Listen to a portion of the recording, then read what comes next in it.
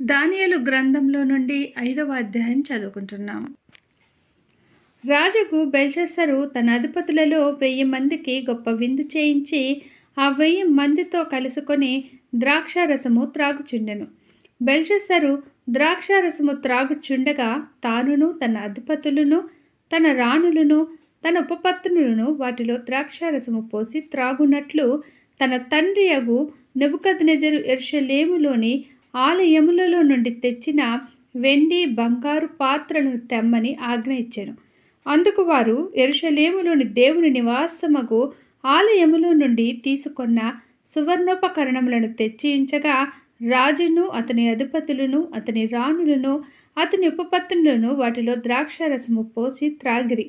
వారు బంగారు వెండి ఇత్తడి ఇనుము కర్ర రాయి అను వాటితో చేసిన దేవతలను స్తుతించుచు ద్రాక్షారసము త్రాగుచుండగా ఆ గడియలోనే మానవ హస్తపు వ్రేళ్లు కనపడి దీపము దగ్గర రాజు యొక్క నగరు గోడ పూత మీద ఏదో ఒక రాత వ్రాయుచున్నట్టుండెను.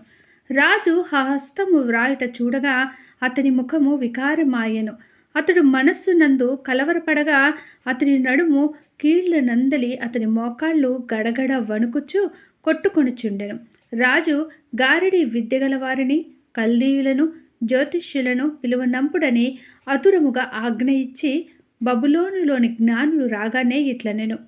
ఈ వ్రాతను చదివి దీని భావమును నాకు తెలియజెప్పు వాడెవడో వాడు ఊదారంగు వస్త్రము కట్టుకొని తన మెడకు సువర్ణమయమైన కంఠభూషణము ధరింపబడినవాడై రాజ్యంలో 3వ అధిపతిగా ఏలును. రాజు నియమించిన జ్ఞానులందరూ అతని సముఖమునకు వచ్చిరి గాని ఆ వ్రాత చదువుటైనను దాని భావము తెలియజెప్పుటైనను వారి వల్ల కాకపోయెను. అందుకు రాజుకు బెల్షస్సరు మిగుల భయక్రాంతుడై తన అధిపతులు విస్మయమొందునట్లుగా ముఖ వికారము గలవాడాయెను. రాజునకును అతని అధిపతులకును జరిగిన సంగతి రాణి తెలుసుకొని విందు గృహమునకు వచ్చి ఇట్లనెను. రాజు చిరకాలము జీవించునుగాక. నీ తలంపులు నిన్ను కలవరపరచనీయకుము. నీ మనస్సు నిర్భరముగా ఉండనిమ్ము. నీ రాజ్యంలో ఒక మనుష్యుడున్నాడు. అతడు పరిశుద్ధ దేవతల ఆత్మ గలవాడు. నీ తండ్రి కాలములో అతడు దైవ జ్ఞానము వంటి జ్ఞానమును బుద్ధియు తెలివియు గలవాడయుండుట నీ తండ్రి కనుగొనెను. గనుక నీ తండ్రి అయిన రాజుకు నెబుకద్నెజరు శకున గాండ్రకును గారడీ విద్య గలవారికిని కల్దీయులకును జ్యోతిష్యులకును పై అధిపతిగా అతని నియమించెను. ఈ దానియేలు శ్రేష్టమైన బుద్ధి గలవాడై కలలు తెలియజేయుటకును మర్మములు బయలుపరచుటకును కఠినమైన ప్రశ్నలకు ఉత్తరమిచ్చుటకును జ్ఞానమును తెలివియు గలవాడుగా కనబడెను. గనుక ఆ రాజు అతనికి బెల్తెషాజరు అను పేరు పెట్టెను. ఈ దానియేలును పిలువనంపుము, అతడు దీని భావమును నీకు తెలియజెప్పును. అప్పుడు వారు దానియేలును పిలువనంపించిరి. అతడు రాగా రాజు ఇట్లనెను. రాజుకు నా తండ్రి యూదయలో నుండి ఇక్కడకు తీసుకుని వచ్చిన చెర సంబంధమగు యూదులలో నుండి దానియేలు నీవివే కదా. దేవతల ఆత్మయు వివేకమును బుద్ధియు విశేష జ్ఞానమును నీ అందున్నవని నిన్ను గూర్చి వింటిని. ఈ వ్రాత చదివి దాని భావము తెలియజెప్పవలెనని జ్ఞానులను గారడీ విద్య గలవారిని పిలిపించి తిని గాని వారు ఈ సంగతి యొక్క భావమును తెలుపలేకపోయిరి. అంతర్భావములను బయలుపరచుటకును కఠినమైన ప్రశ్నలకు ఉత్తరమిచ్చుటకును నీవు సమర్థుడవని నిన్ను గూర్చి వినియున్నాను. గనుక ఈ వ్రాతను చదువుటకును దాని భావమును తెలియజెప్పుటకును నీకు శక్యమైన ఎడల నీవు ఊదారంగు వస్త్రము కట్టుకొని మెడను సువర్ణ కంఠభూషణము ధరించుకొని రాజ్యంలో 3వ అధిపతిగా ఏలుదువు. అందుకు దానియేలు ఇట్లనెను. నీ దానములు నీ యొద్ద నుంచుకొనుము. నీ బహుమానములు మరి ఎవరికైనను నిమ్ము. అయితే నేను ఈ వ్రాతను చదివి దాని భావమును రాజులకు తెలియజెప్పెదను. రాజా చిత్తగించుము. మహోన్నతుడగు దేవుడు మహర్దశను రాజ్యమును ప్రభావమును ఘనతను నీ తండ్రి యగు నెబుకద్నెజరునకు ఇచ్చెను. దేవుడు అతని కిట్టి మహర్దశ ఇచ్చినందున తానెవరిని చంపగోరినో వారిని చంపెను.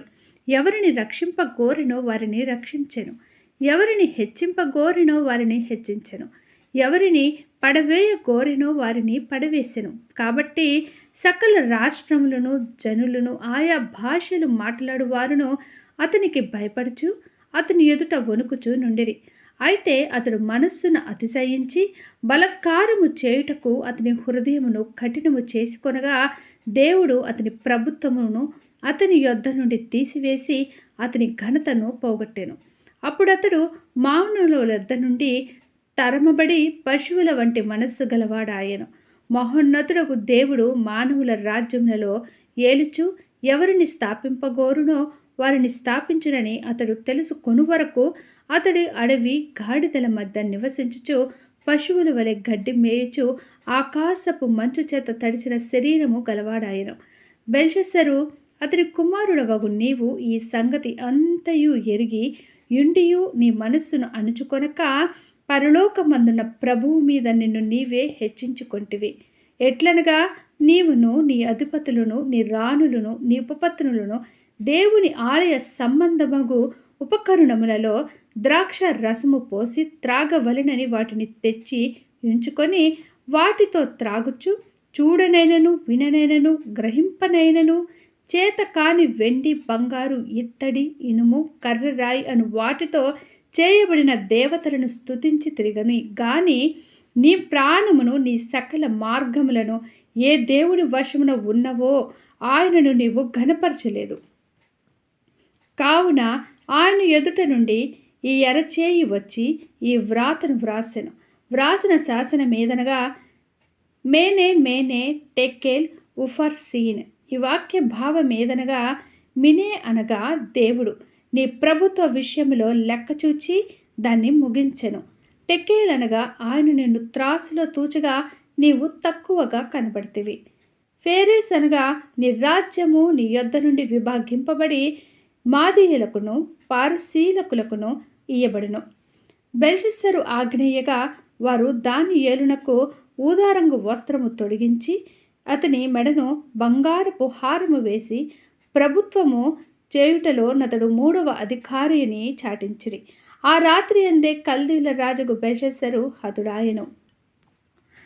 మాదీయుడగు దర్యావేషు 62 సంవత్సరముల వాడై సింహాసనమునకెక్కెను. దేవుడు ఈ చిన్న వాక్యమును దీవించునుగాక. ఆమేన్. దానియేలు గ్రంథంలో నుండి 6వ అధ్యాయం చదువుకుంటున్నాం. తన రాజ్యం అంతటి పైన అధిపతులుగా ఉండుటకై 120 మంది అధిపతులను నియమించుటకు దర్యావేషునకు ఇష్టమాయెను. వారి పైన 3 ప్రధానులుగా నియమించెను. ఆ 3 దానియేలు ముఖ్యుడు. రాజునకు నష్టము కలగకుండానట్లు ఆ అధిపతులు తప్పకుండా వీరికి లెక్కలు ఒప్పచెప్పవలెనని ఆజ్ఞ ఇచ్చెను. ఈ దానియేలు అతి శ్రేష్టమైన బుద్ధి గలవాడై ప్రధానులలోనూ అధిపతులలోనూ ప్రఖ్యాతి నొందియుండెను గనుక రాజ్యమంతటి మీద అతని నియమింపవలనని రాజు ఉద్దేశించెను. అందుక ప్రధానులను అధిపతులను రాజ్య పాలన విషయంలో దానియేలు మీద ఏదైనా ఒక నింద మోపవలనని ఉండి తగిన హేతువు కనిపెట్టుచుండిరి. గాని దానియేలు నమ్మకస్తుడై ఏ నేరమైనను ఏ తప్పైనను చేయువాడు కాడు గనుక దానియేలులో తప్పైనను లోపమైనను కనుగొనలేకపోయిరి. అందుక మనుష్యులు అతని దేవుని పద్ధతి విషయమందే గాని మరి ఏ విషయమందును అతనిలో లోపము కనుగొనలేమనుకొనిరి.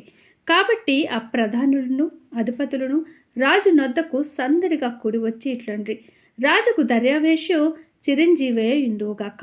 రాజ్యపు ప్రధానులు సేనాధిపతులు అధిపతులు మంత్రులు సంస్థానాధిపతులు అందరూ కూడి రాజుక ఖండితమైన చట్టము సిద్ధపరిచి దానిని శాసనముగా చాటింపజేయునట్లు యోచన చేసిరి.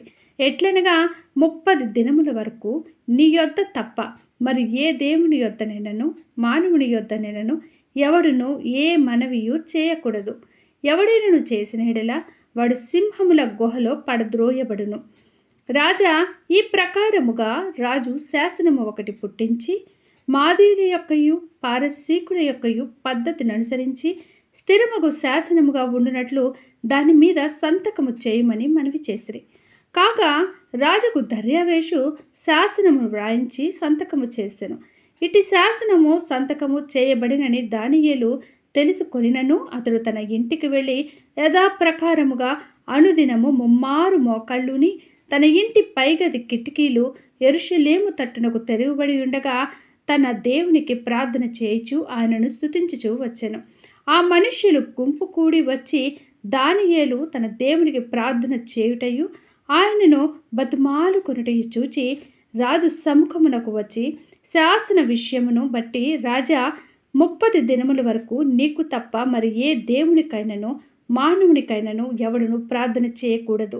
ఎవడైనను చేసిన ఎడల వాడు సింహముల గుహలో పడద్రోయబడునని నీవు ఆజ్ఞ ఇయ్యలేదా అని మనవి చేయగా, రాజు మాదీయుల యొక్కయు పాలసీకుల యొక్కయు పద్ధతి ప్రకారము ఆ సంగతి స్థిరము, ఎవరునూ దానిని రద్దుపరచజాలరనెను.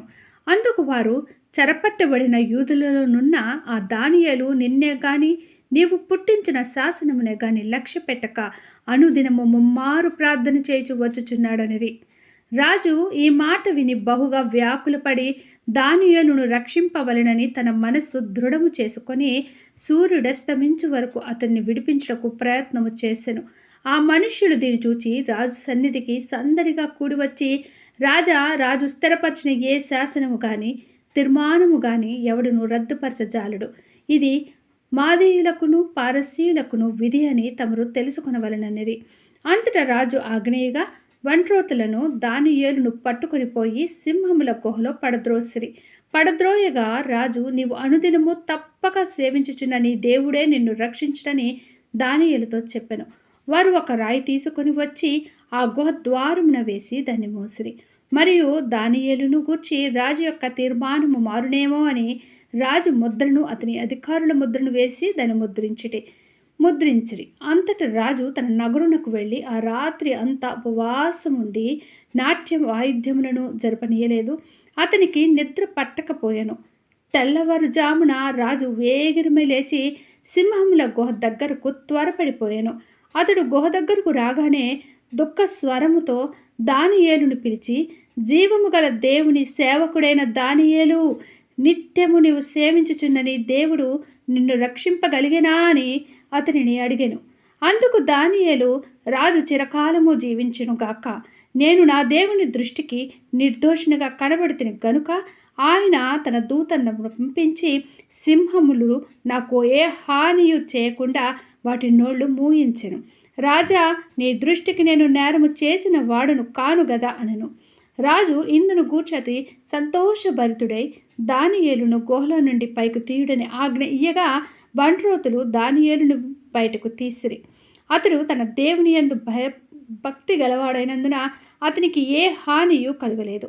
రాజు ఆజ్ఞ ఇయ్యగా దానియేలు మీద నింద మోపిన ఆ మనుష్యులను వారు తోడుకొని వచ్చి సింహపు గుహలో పడద్రోసిరి. వారిని, వారి కుమారులను, వారి భార్యలను పడద్రోసిరి. వారా గుహ అడుగునకు రాక మునిపే సింహముల పాలేరి. సింహములు వారి ఎముకలను సహితము పగలగొరికి పొడి చేసెను. అప్పుడు రాజుకు దర్యావేషు లోకం అంతటా నివసించు సకల జనులకును రాష్ట్రములకును ఆయా భాషలు మాట్లాడు వారికి ఇలాగూ వ్రాయించెను. మీకు క్షేమాభివృద్ధి కలుగునుగాక. నా సముఖమున నియమించిన దేమనగా నా రాజ్యంలోని సకల ప్రభుత్వములందు నివాసులు దానియేలు యొక్క దేవునికి భయపడుచు ఆయన సముఖమున వణుకుచుండవలెను. ఆయనే జీవము గల దేవుడు, ఆయనే యుగయుగములుండువాడు. ఆయన రాజ్యము నాశనము కానేరదు, ఆయన ఆధిపత్యము తుదమట్టునకుండును. ఆయన విడిపించువాడును రక్షించువాడునయ్యుండి పరమందును భూమి మీదను సూచక క్రియలను ఆశ్చర్య కార్యములను చేయువాడు. ఆయనే సింహముల నోట నుండి ఈ దానియేలుని రక్షించెను అని వ్రాయించెను. ఈ దానియేలు దర్యావేషు ప్రభుత్వ కాలమందును పారసీకుడకు కోరేషు ప్రభుత్వ కాలమందును వర్ధిల్లును. దేవుడు ఈ చిన్ని వాక్యమును దీవించునుగాక.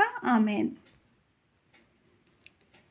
ఈ బైబిల్ రీడింగ్ అనేది మీకు నచ్చినట్లయితే ప్లీజ్ లైక్ చేయండి, ప్లీజ్ షేర్ చేయండి, సబ్స్క్రైబ్ చేయండి. దేవుడు మనందరికీ తోడైండునుగాక. ఆమేన్.